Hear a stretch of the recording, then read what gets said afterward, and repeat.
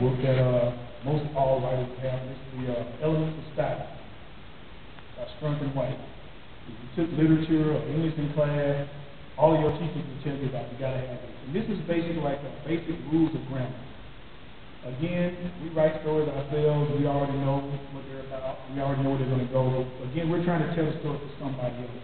And there's certain rules of grammar. And you want to stick to them because that makes your story flow better and makes people get into the story better. There's another book that I don't have here, which is Chicago. Chicago, something like that. And it's another book as well. It's a pretty good reference book. Now, this is my particular book, but I think everybody should have a grammar book. This is the one I use. It's called Line by Line. And it basically takes you through how to edit your own work. Editing is very important. Nobody can edit their own stuff.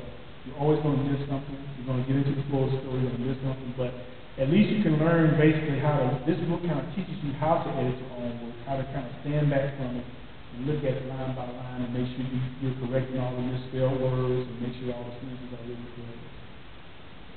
Now this is my new best friend right here because I decided that I wanted to write a screenplay. And this is called The Screenwriter's Bible. And this is actually one of the best books that I've purchased on writing. And if you're writing for comic books and graphic novels, or you're trying to write a movie, this is an excellent book.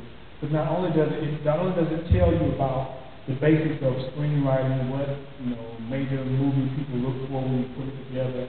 They tell you stuff like something has to happen within the first 10 pages, for it to catch people's eyes and stuff like that.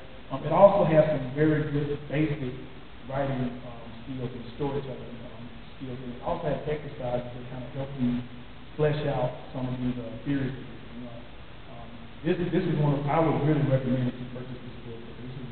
I'm going through it right now, and it's an excellent book, and it's helping me immensely in my writing. But that's basically what I have. Just kind of like I said, a few little points about writing and the process. What you need to look at when you're going to be a writer.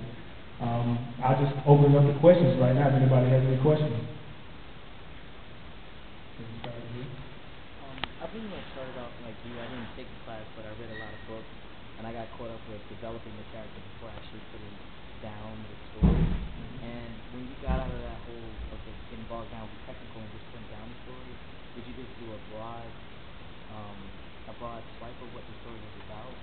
Or did you just, stream of consciousness writing? How did you get out of that? Okay.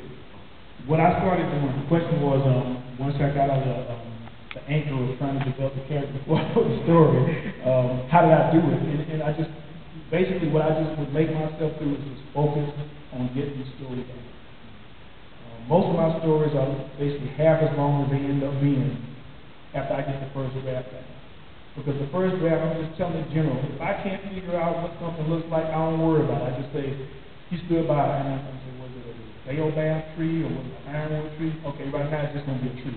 I'll come back and make it something else later on. That's basically what I did. I didn't worry about anything like that. Didn't get bogged down. And once I got the story done, then I go back and I start putting in the little things and stuff like that, and the story starts to grow and grow. And it's easy to do, on computer. My problem is that I write longhand, so I have to write it down, type it in, and then go back into the revision.